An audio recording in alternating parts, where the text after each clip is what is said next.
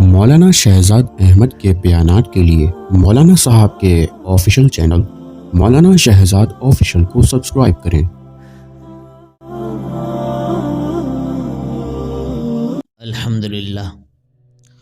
الحمدللہ وحدہ والصلاة والسلام علی من لا نبی بعدہ، اما بعد فاعوذ باللہ من الشیطان الرجیم، بسم اللہ الرحمن الرحیم۔ یا ایہا الذین آمنوا اتقوا اللہ وقولوا قولا سدیدا یصلح لکم اعمالکم ویغفر لکم ذنوبکم ومن یطع اللہ ورسولہ فقد فاز فوزا عظیما۔ وقال رسول اللہ صلی اللہ علیہ وسلم، یا معشر الشباب من استطاع منکم الباءۃ فلیتزوج فإنه أغض للبصر وأحسن للفرج ومن لم يستطع فعليه بالصوم، أو كما قال النبي صلى الله عليه وسلم۔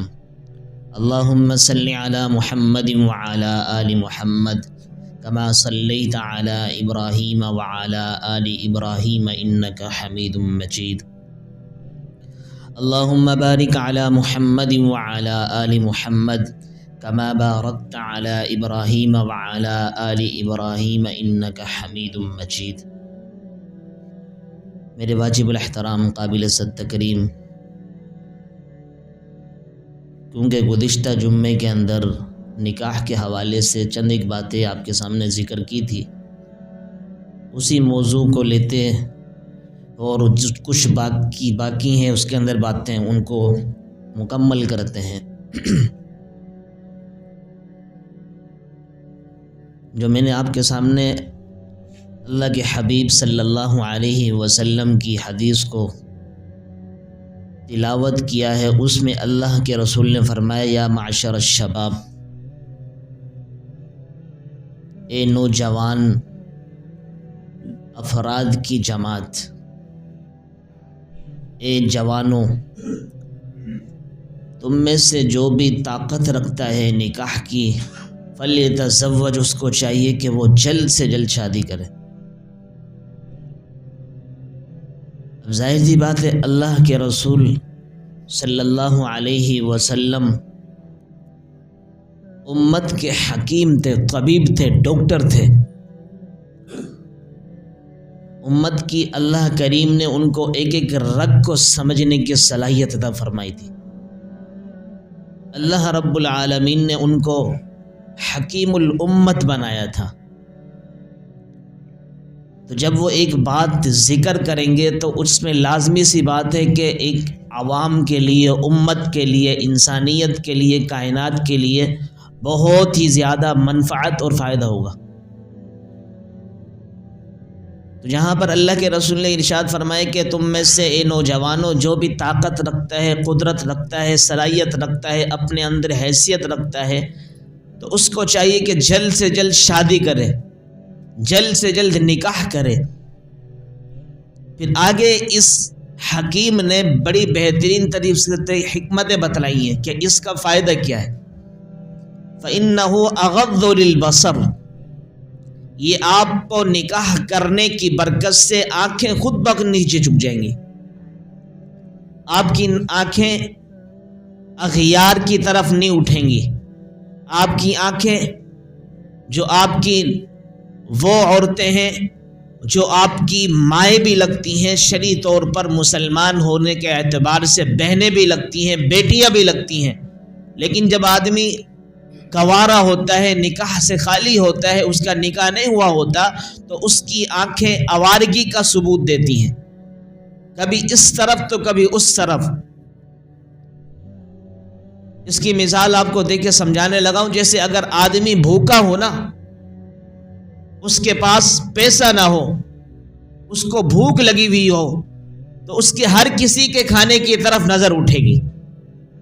بیائی اسی طریقے سے اللہ کریم نے خواہشات مرد کے اندر رکھی ہے جو نوجوان ہے، اگر وہ اپنی ان صلاحیتوں کو اپنی اس طاقت کو نکاح کے ذریعے سے جائز طریقے سے پورا نہیں کرے گا، ظاہر سی بات ہے اس کی خواہشات بھڑکیں گی، ابھریں گی، اور ہر طرف اس کی نگاہیں اتریں گی اور آوارگی کا ثبوت دیتے ہوئے نظر آئیں گی اس کی آنکھیں۔ تو اس لیے اللہ کے رسول جو حکیم امت تھے انہوں نے فرمایا جب آدمی فلیتزوج نکاح کر لے گا فإنہ اغض للبصر، تو سب سے بہترین اس کا جو نتیجہ نکلے گا وہ کیا نکلے گا؟ اس کی آنکھیں پہلے اوپر اٹھا کرتی تھی، چاروں طرف اس کی زیارات کیا کرتی تھی، اب وہ اپنی صرف اہلیہ کی زیارت پہ اتفاق کر لے گا، جس کے ساتھ وہ شادی کر لے گا، جس کے ساتھ وہ نکاح کر لے گا، بس اسی کی طرف اس کی تمام تر توجہات آنکھوں کے اعتبار سے متوجہ ہو جائیں گی۔ آگے فرمایا وَأَحْسَنُ لِلْفَرْجِ، اور شرمگاہ کی حفاظت بھی سب سے زیادہ ہے اس میں۔ سب سے پہلے آدمی کا عشق، سب سے زیادہ آدمی کی خواہش، سب سے زیادہ آدمی کی محبت جو ابھرتی ہے وہ آنکھوں کے ذریعے سے ابھرتی ہے۔ اس سے پہلے بھی ایک چیز ہے جو کلام ہے، بات چیت ہے۔ آپ دیکھیں کہ سب سے پہلے آدمی کسی سے، اللہ معاف فرمائے آج کل تو یہ بات بہت زیادہ عام ہو چکی ہے، عروج پکڑ چکی ہے یہ بات، اور یہ مسئلہ بہت زیادہ آگے بڑھ چکا ہے کہ موبائل فون کے ذریعے سے ایک دوسرے سے لڑکا لڑکی سے بات کر رہا ہوتا ہے، اور عجیب عجیب سیٹنگ ہوتی ہیں ان کی بیچاروں کی، اور اس قدر سننے میں آیا کہ ایک لڑکی 4 مردوں سے بات کر رہی ہوتی ہے۔ اسی طرح مرد بھی، لڑکا بھی، نوجوان وہ بھی 4 5 لڑکیوں سے باتیں کر رہا ہوتا ہے۔ تو بات ہماری کہیں اور نکل گئی، بات یہ بتانے لگا ہوں کہ سب سے پہلا جو اس کا درجہ ہوتا ہے عشق کا، محبت کا، یہ خواہشات کا، اس کا کلام سے بات، یعنی بات چیت سے ابتدا ہوتی ہے اس کی۔ جب آدمی ایک وقت بات کر رہا ہوتا ہے پھر اس کے دل کے اندر امنگ پیدا ہوتی ہے، امید پیدا ہوتی ہے، ایک اس کے اندر ایک عجیب سی وہ پیدا ہونے لگ جاتی ہے، بے طلبی سی، وہ چاہتا ہے کہ میں اس کی زیارت کروں، میں اس کو دیکھوں۔ میں نے بات تو بہت کر لی لیکن تھک ہار کر وہ کہتا ہے کہ اب میں اس کی زیارت کرنا چاہتا ہوں، اس کو دیکھنا چاہتا ہوں، اب آمنا سامنا ہو کر بالمشافہ ملاقات کرنا چاہتا ہوں۔ اس کی دلیل قرآن سے ملتی ہے، جیسے حضرت موسیٰ کلیم اللہ تھے علیہ الصلاۃ والسلام، وہ اللہ رب العالمین سے ہم کلام ہوا کرتے تھے، بات چیت کرتے تھے، بالمشافہ نہیں، آمنے سامنے نہیں، بلکہ پردے سے کوہ طور پر جا کے اللہ کریم سے بات چیت کرتے، اللہ کی طرف سے آواز آتی، پھر وہ اپنی کچھ بات رکھتے، اللہ تعالیٰ ان کا جواب دیتے، بات کرتے، ایک عرصہ گزرا، اللہ نے تبھی تو ان کا لقب دیا کلیم اللہ، کہ اللہ سے بات چیت کرنے والے۔ پھر ایک دن ایسی اللہ تعالیٰ کی محبت ان کے دل کے اندر گر کر گئی، کہنے لگا اللہ تعالیٰ میں آپ کو دیکھنا چاہتا ہوں، ربی ارینی انظر الیک، اے اللہ کریم آپ کی زیارت کرنا چاہتا ہوں، آپ کو دیکھنا چاہتا ہوں بالمشافہ۔ آپ سے بات چیت کی تو انتہا ہو گئی ہے، میں بات کر کر کے آپ سے بالکل میرے کان آپ کی باتوں کو سن سن کر بہت زبردست طریقے سے خوش ہو چکے ہیں، اب میں چاہتا ہوں اپنی آنکھوں کو بھی خوش کروں آپ کی زیارت کر کے، ربی ارینی انظر الیک۔ تو اللہ کریم نے فرمایا اے موسیٰ لن ترانی، آپ مجھے ہرگز نہیں دیکھ سکتے، آپ میری زیارت نہیں کر سکتے، ہرگز آپ نہیں دے سکتے۔ تو پھر بات کہیں اور، فلما تجلی ربہ للجبل جعلہ دکا وخر موسیٰ صعیقا، کہ موسیٰ آپ میری تجلی کو برداشت نہیں کر سکیں گے۔ تو موسیٰ علیہ الصلوۃ والسلام گر گراتے رہے، اللہ تعالیٰ آپ اپنی تجلی آپ دکھائیں، تھوڑی سی زیارت کروائے اپنی۔ اللہ کریم نے جب تھوڑی سی تجلی دکھائی، ظاہر سی بات ہے موسیٰ علیہ الصلوۃ والسلام ایک بشر تھے، انسان تھے، پیغمبر تھے، رسول تھے، نبی تھے، تو اللہ رب العالمین نے ذرا سی تجلی ان کو دکھائی۔ تو حضرت موسیٰ علیہ الصلوۃ والسلام اس پہاڑ پر تھے، حضرت موسیٰ علیہ الصلوۃ والسلام گر کے بے ہوش ہو گئے۔ تو اس سے ہمیں پتہ چلا کہ پہلے ابتدا ہوتی ہے بات چیت سے، پھر اس کے بعد آدمی دوسرے درجے میں پہنچتے ہے، دیکھنا چاہتا ہے، زیارت کرنا چاہتا ہے، پھر زیارت کرنے کے بعد پھر آخری کا جو انتہا ہے نا، وہ کیا ہوتا ہے؟ غلط کام کی طرف چلا جاتا ہے۔ حدیث میں آتا ہے کہ جب ایک نوجوان لڑکا، نوجوان لڑکی تنہائی کے اندر ان کو ایک خلوت مل جائے تو ہو نہیں سکتا کہ وہ گناہ کیے بغیر وہاں سے نکل جائے. جب اس طرح کی بات ہوتی تو لوگوں کے دلوں کے اندر دماغوں میں عجیب سے اعتراضات آتے ہیں. وہ پیغمبروں تک چلے جاتے ہیں. پھر کہتے ہیں کہ حضرت یوسف علیہ السلام کا تو واقعہ سامنے، ایسا تو کچھ نہیں ہوا. بھائی وہ پیغمبر ہے، وہ ایک نبی ہے، ایک نبی کا بیٹا نبی ہے. وہ ان کو اللہ رب العالمین ویسے ہی بچاتے ہیں، وہ معصوم ہوتے ہیں. لیکن ظاہر سی بات ہے جو غلط کام کرنے والے ہوتے ہیں ان کے ہاں غلط ہی خیالات ہوتے ہیں. ان کو کہیں نہ کہیں سے دلیل پکڑنی ہوتی کہ نہیں یہ تو دلیل نہیں بن سکتی، آپ کی دلیل غلط دے رہے ہیں. ایسے کیسے ہو سکتے؟ بات چیت کرتے کرتے آدمی بالمشافہ زیارت کرنے کی طرف آ جائے، پھر زیارت کرنے کے بعد کہیں بھی اس کو ڈیٹ پہ لے کر چلے جائے. پھر اس کے ساتھ ساتھ فرمایا کہ کوئی سامنے رہ کر تنہائی مل جائے تو اس میں غلط کام ہو جائے، اسے ہو ہی نہیں سکتا. پوچھنے پر پوچھنے جاتے ہیں کہ بھئی کیوں نہیں ہو سکتا؟ پھر وہ دلیل دیتے ہیں حضرت یوسف علیہ السلام اور زلیخا کا واقعہ. حالانکہ یہ دلیل تو نہیں بنتی اس کی، یہ تو غلط دلیل ہے، کیونکہ وہ تو پیغمبر ہے، تو ایک انسان ہے، عام انسان ہے، امتی ہے حضور علیہ السلام. تو بتا یہ رہتا ہے کہ اللہ کے رسول نے فرمایا کہ جب بندہ نکاح کرتا ہے، جلدی نکاح کر لیتا ہے نوجوانوں سے، اللہ تعالیٰ یہ کہ رسول مخاطب ہو رہے ہیں کہ اس کی سب سے پہلے حفاظت ہوتی ہے آنکھوں کی، پھر دوسری حفاظت ہوتی ہے شرمگاہ کی. سب سے بہترین یہ اللہ کے رسول صلی اللہ علیہ وسلم نے اصول بتلایا ہے نکاح کا. اور نکاح سے لوگ گھبراتے ہیں بہت زیادہ عجیب طرح اس سے گھبرا رہے ہوتے ہیں اور بے جا اس میں تکلفات کرتے ہیں. گھبراتا وہ ہے جن کے ہاں مزاج کے اندر اسلام کا تصور نہیں ہو، اسلام کے مطابق زندگی نہ ہو. وہ سمجھتے ہیں کہ نعوذ باللہ یہ کسی جنسی تقاضے کو پورا کرنے کا نام ہی ہے بس، اور کچھ بھی نہیں ہے. حالانکہ زنا اور نکاح میں فرق ہے.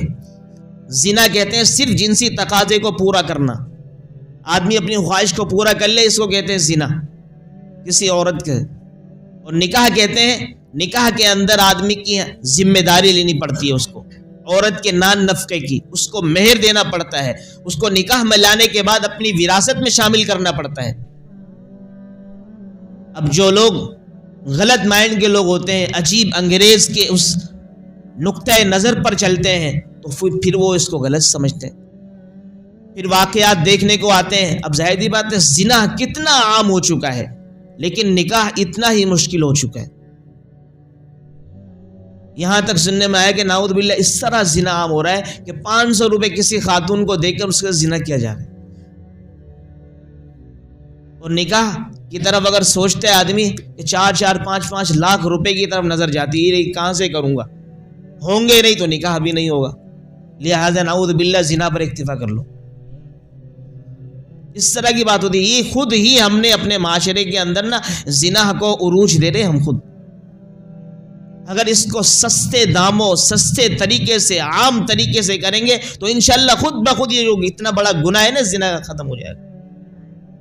صحابہ کے زمانے میں دیکھو نا، ایک صحابی کے پاس ایک شخص آتا ہے، کہتا ہے کہ آپ ایسے کریں، آپ کے برابر میں پڑوس کے اندر ایک جو گھر ہے، ان سے آپ کا زیادہ رابطہ ہے بنسبت میرے، ان کے ہاں شاید بچی ہے، وہ جوان ہو چکی ہوں گی، 1-2 بچیاں ہیں، ان سے میرے رشتے کی بات کریں. انہوں نے کہا ٹھیک ہے، اچھی بات ہے، میں چلا جاتا ہوں. وہ گئے تو وہ جانے کے بعد بات کرنے لگے. انہوں نے کہا کہ ایسے ایسے آپ جن کا پیغام لے کر آئیں، ان کے حوالے سے تو ہمارے دل میں نہیں ہے کہ ہم ان سے شادی کریں، اگر ہمارا دل چاہتا ہے آپ سے کر لیں. انہوں نے کہا چلے ٹھیک ہے، میری مجھ سے شادی کر لو. وہیں 2 مرد تھے، ان کو گواہ بنائی، وہیں نکاح ہو گیا. وہ باہر آئے، انہوں نے آگے بتایا کہ ایسے میں گئے تو آپ کی شادی کے حوالے سے تھا، لیکن وہاں ان کے مردوں نے اس طرح مجھ سے بات کی اور ایسے کہا کہ آپ سے شادی کرنا چاہتے ہیں، آپ سے نکاح کر لیں، میں معذرت چاہتا ہوں آپ سے. آپ کا نکاح کا پیغام لے کر گیا، لیکن میرا نکاح وہاں پر ہو گیا. تو وہ شخص جس کو بتایا باہر جا کر کہ بھئی میرا نکاح ہو گیا آپ کی خاطر، آپ کا ہونا تھا لیکن آپ کے بدلے میں میرا ہو گیا. انہوں نے کہا نہیں بھائی آپ معذرت نہ کریں، معذرت مجھے کرنی چاہیے، اس لیے کہ یہ آپ کے ہی نصیب میں تھی. بیکار میں ان کے سمجھو کہ اپنے ذہن میں بٹھا کر بٹھا ہوتا کہ میں شادی کروں گا ان سے. اندازہ لگاؤ کیا خوبصورت انداز میں، کیا آسان طریقے سے نکاح. جہاں آسانی سے یہ نکاح ہوں گے، اللہ رب العالمین خود بخود خیر برکت عطا فرمائیں گے. جیسے کہ گزشتہ جمعے کے اندر ہم نے بتایا تھا، اللہ کے رسول نے فرمایا ان اعظم النکاح برکتاً ایسرہ مؤونہ. کہ سب سے معزز اور سب سے عظمت والا، سب سے برکت والا، سب سے شان و شوکت والا نکاح کون سا ہوتا ہے؟ وہ ہوتا ہے جو جس کے اندر خرچ کم سے کم ہو، جس میں آدمی کے اخراجات کم سے کم خرچ ہوں۔ آج ہوتا ہے کیا، اتنے زیادہ ہم مقروض ہو جاتے ہیں، ہم زندگی بھر ہماری کمر سیدھی نہیں ہوتی قرضہ اتارتے اتارتے۔ لیکن نکاح ایجاب اور قبول کا نام ہے۔ لڑکا کو دیکھ لیے اور اسی طریقے سے لڑکی کو دیکھ لیے، ماں باپ نے دونوں نے رضامندی سے بٹھا لیا، مسجد کے اندر نکاح کر لیا۔ آپ کے پاس صلاحیت ہے تو آپ چھوارے تقسیم کر دو، نہیں ہے تو چھوڑ دو، کوئی مسئلہ نہیں ہے۔ حضور علیہ الصلوۃ والسلام نے جب حضرت فاطمہ الزہرا رضی اللہ تعالی عنہ کا نکاح کیا حضرت علی المرتضیٰ رضی اللہ تعالی عنہ سے، وہ کس انداز میں کیا؟ ان کے نکاح کے اندر حضرت فاطمہ رضی اللہ تعالی عنہ کے نکاح کے اندر حضور علیہ الصلوۃ والسلام نے شہد پانی کے اندر ملا کر میٹھا شربت پلا کے، بس یہ یوں ہوا کرتے تھے نکاح شادیاں۔ آج بھی اس طرح ہوتے ہیں، کرنے والے کرتے ہیں، لیکن ہم اس طرف آنے کو تیار ہی نہیں۔ ابھی بھی نا ہمارے ذہن کے اندر چیز ہو رہی ہوتی ہے، مولوی صاحب پرانے زمانے کی باتیں کر رہے ہیں، آج کر کے تو دکھائیں۔ میں نے خود نے، اللہ کا شکر ہے، 50,000 کے اندر ہی اتنے سارے، کسی کو بھی نہیں بلایا۔ میں نے اپنی شادی بھی 50,000 کے اندر کی ہے، اس میں سب کچھ، ولیمہ بھی، نکاح بھی، سب کچھ بھی، اور یہاں لاہور میں آنے جانے کا خرچہ بھی۔ یہ بات نہیں کہ یار کوئی شادی کرنا مشکل ہے، آج کے زمانے بھی ہوا کر سکتا ہے، ضروری تو نہیں ہے آپ کسی سے قرضہ لیں، ساری چیزیں نہیں ہے تو یہ کوئی فرض واجب تو نہیں ہے، سنت ہے نکاح کرنا، ولیمہ کرنا سنت ہے۔ اس کو اگر آدمی جتنے ہی اچھے انداز میں کم خرچے پہ کرے گا، اللہ تعالیٰ اتنی ہی برکت عطا فرمائیں گے۔ اور اللہ کا شکر ہے بڑے اچھے انداز سے رہ رہے ہیں، محبت ہیں دونوں خاندانوں کے اندر۔ ایسے نہیں ہوتا کہ آدمی اتنا خرچہ کرے، جب کسی کو دکھائیں گے تو کوئی ہماری ویلیو بڑھے گی، نہیں، ویلیو اللہ کے سامنے ہماری ہونی چاہیے۔ لوگ تو خدا کی قسم اب 15 لاکھ کا کھانا لگا دو پھر بھی کہیں گے یار ذرا سے اس میں اگر یہ ہوتا نا پھر مزہ آتا۔ یار آپ 15-20 لاکھ روپے خرچ کر کے لوگ تب بھی خوش آپ سے نہیں ہو رہے تو آپ کیوں لوگوں کے پیچھے لگ رہے ہو؟ اب اللہ کو خوش کرو نا۔ تو اس لیے میرے عزیزو، ہمیں کم خرچے کے اندر اپنے سنت سمجھتے ہوئے اس عمل کو کرنا ہے۔ اور خدا کی قسم ہم اسی وقت تبھی خوش ہو سکتے ہیں جب ہم اسلام کے مطابق اپنے تمام اعمال کو کریں گے۔ آج ہم کرتے ہیں دوسروں کے طریقے کے مطابق، اغیار کے مطابق۔ لاہور کے عجیب واقعہ ہے، وہاں پر ایک شادی کی تقریب تھی، وہاں پر بیٹی والے نے، جو بیٹی کا جو والد تھا، اس نے عجیب طریقے سے منظر کشی کی۔ اس نے جتنے بھی باراتی آنے والے تھے ان کے ہر آنے والے کے گلے کے اندر 1,000 روپے کا ہار ڈالا اور پتھر کی وہ پلیٹیں بنوائی، اس کے اندر یادگار لکھی اس شادی کی، اور اسی طریقے سے بہت پیسہ خرچ کیا۔ اور اسی طریقے سے جب وہ لڑکے والے آ رہے تھے اس لڑکی کو لینے کے لیے، انہوں نے بھی کیا عجیب منظر کیا کہ انہوں نے ہاتھی چڑیا گھر سے خریدا، کرائے پر لیا، اس پر اس کو بٹھایا۔ کس کو؟ دولہا میاں کو۔ کم از کم اللہ کے بندے گھوڑا تو خریدتے، گھوڑے پہ بٹھا دے۔ لوگ بسا اوقات کہتے ہیں نہیں یار جہاد جیسا سما ہوتا ہے نکاح کے اندر، شادی کے اندر، کہ عورت سے پہلے دن ملاقات کرتے ہیں تو ایسا لگتا ہے کہ جہاد اول کر رہے ہیں، جہاد اکبر کر رہے ہیں، نعوذ باللہ۔ کم از کم گھوڑا تو خریدتا، گھوڑے پر سوار ہو کر جاتا وہاں پر، گھوڑے پر سواری کرنا بھی سنت عمل ہے، لیکن ہاتھی خرید لیا، کرائے پر لے لیا، پھر اس پر بیٹھ کر سوار ہو کر وہاں پر گئے۔ وہاں جا کر سب کچھ ہو گیا، کھانا پیا سب کچھ واپس ہونے لگے۔ جب لڑکی اپنے گھر پر پہنچنے ہی والی تھی، یعنی رخصت ہی ہو چکی، گھر پہنچے نہیں، ابھی پہنچنے ہی والے تھے، تو اسی طریقے سے پھر ظاہر سی بات ہے مرد ہوتا ہے جو لڑکی کا باپ ہوتا ہے، ان کی خواتین اپنے شوہر سے پوچھتی ہیں، پہلے مشاورت کر لیتے ہیں پہلے، لیکن بسا اوقات احمق ہو کے نا، دیوانے ہوتے ہیں، مجنون ہوتے ہیں، پاگل ہوتے ہیں، شریعت سے دور ہوتے ہیں، علم کی بالکل بھی فرمایا ان کو ہوا نہیں لگی ہوئی ہوتی، ان کو ان چیزوں کا پتہ ہی نہیں ہوتا۔ وہ عورتیں پوچھ رہی ہیں اپنے لڑکی کے باپ سے کہ بھئی بتاؤ مہر آپ نے کیا متعین کیا؟ مہر کیا؟ استغفر اللہ کہنے لگے کہ مہر تو کیا، ہم نے تو نکاح ہی نہیں کیا ابھی تک، کہ لڑکی تو رخصت بھی ہو چکی ہے، کیا ان کو جلدی سے بلاؤ، ان کو پیغام پہنچایا، دوبارہ ان کو بلایا، پھر جا کے نکاح کیا۔ آپ اندازہ لگائیں، ساری چیزیں کر لی، کتنی تقریب کے اندر کتنی اس کو سجایا، کتنا اس کو سنوارا، کتنے پیسہ خرچ کیا، لیکن جو اہم عمل تھا جس کی وجہ سے وہ لڑکی دوسرے کے نکاح میں اور اس کی بننی تھی، وہ عمل ہی نہیں کیا۔ یہ ہوتے ہیں بے جا خرچے۔ جب اللہ رب العالمین ایسے لوگوں کو دیکھتا ہے کہ جو اس طرح کے خرچ اخراجات کر رہے ہیں، بیکار پیسوں کو ضائع کر رہے ہیں، ان کی عقل کے اندر سے بھی نہ اللہ تعالیٰ ان کو پردہ ڈال دیتے، ان کو کرنے دو، آئیں گے میرے پاس۔ یہ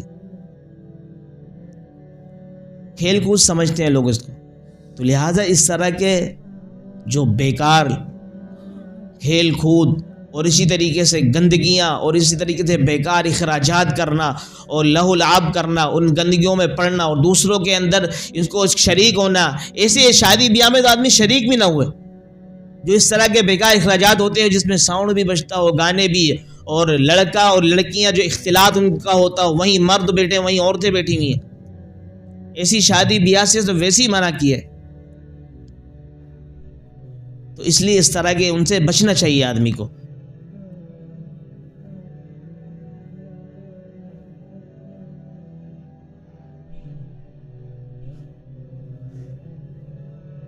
اسی طریقے سے نکاح کی تشہیر ہونی چاہیے، نکاح کو چھپ کر نہیں کرنا چاہیے۔ اللہ کے رسول نے فرمایا افشوا النکاح بینکم، کہ نکاح کو عام کرو اپنے درمیان میں، یہ نہ کرو کہ کہیں چھپ کر لو۔ یاد رکھنا یہ اصول، آپ یاد رکھنا کہ جب بھی کوئی نکاح چھپ کر کیا جا رہا ہے اس میں کوئی نہ کوئی گڑبڑ لازمی ہوتی ہے، بعد میں بڑے مسائل کھڑے ہوتے ہیں اس میں لازمی۔ اس لیے سنت عمل یہ ہے کہ جمعے کے روز عصر کی نماز کے بعد مسجد کے اندر نکاح کی تقریب ہونی چاہیے، نکاح کی مجلس ہونی چاہیے۔ جو مسجد کے اندر نکاح ہوتا ہے اللہ رب العالمین ویسے ہی اس میں بڑی برکات نصیب فرماتے ہیں۔ تو اس طرح کے انشاءاللہ العزیز اگر ہم کریں گے، ان باتوں پر عمل کریں گے، تو یہ ہمارے لیے بھی باعث فخر ہے اور باعث عزت ہے اور باعث اجر ہے۔ اگر ہم اپنی اولاد کو بھی اسی پر آمادہ کریں گے، کل ہم مر جائیں گے، دنیا سے چلے جائیں گے، لیکن یہ اولاد اسی نقش قدم پر چلتے ہوئے ہمارے پاس پہنچ جائے گی، پھر ہمیں پتہ چلے گا کہ ہم کس طرح کی تربیت ان کی کر آئے تھے۔ اولاد کرتی وہی ہے جو ماں باپ کرتے ہیں۔ زبان سے زیادہ ہمارے کردار سے اولاد سمجھتی ہے، زبان سے زیادہ ہمارے افعال سے اولاد سمجھتی ہے، زبان سے زیادہ کسی کو ڈانٹنا مارنے سے زیادہ آدمی خود اپنے اندر وہ چیزیں رکھے جس کی وجہ سے اولاد بڑی متاثر ہوتی ہے۔ اس لیے اللہ رب العالمین سے دعا ہے کہ اللہ کریم ہمیں سادگی کے ساتھ، عاجزی کے ساتھ، سنت کے مطابق جو یہ سنت عمل ہے نکاح، اس کو جل کرنے والا بنائے۔ اور اسی طریقے سے جو حضرات کرتے ہیں شادیاں، ان کو ترغیب بھی دینی چاہیے، اور جلدی کریں، تاخیر نہ کریں۔ جتنی جلدی ہوگی اتنے ہی آدمی گناہ سے بچے گا۔ ایک روایت میں اللہ کے رسول نے فرمایا کہ النکاح نصف الایمان، کہ نکاح جو ہے آدمی کا آدھا ایمان ہے۔ سمجھو کہ 100% مثال دے کے سمجھا رہا ہوں، جس سے 100 نمبر کا ایمان ہو، اس میں سے اگر آدمی کی شادی ہو گئی تو 50% آدمی کا ایمان مکمل ہو گیا۔ آگے ایک روایت میں آئے گا فَلْيَتَّقِ اللَّهَ فِي النِّصْفِ الْبَاقِي، اللہ تعالیٰ سے جو آدھا آپ کا ایمان مکمل ہونے سے رہ گیا اس سے ڈرتے رہو۔ نمازوں کا اہتمام کرے، آدمی اپنے کاروبار حلال طریقے سے کرے، بہت بہترین طریقے سے وہ بچ جائے گا، پرہیزگار بن جائے گا وہ بندہ۔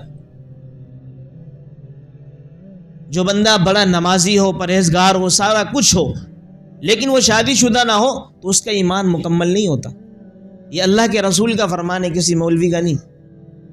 اس لیے ان چیزوں پر غور کرنا چاہیے۔ اللہ تعالیٰ عمل کی توفیق عطا فرمائے۔ وما علینا الا البلاغ۔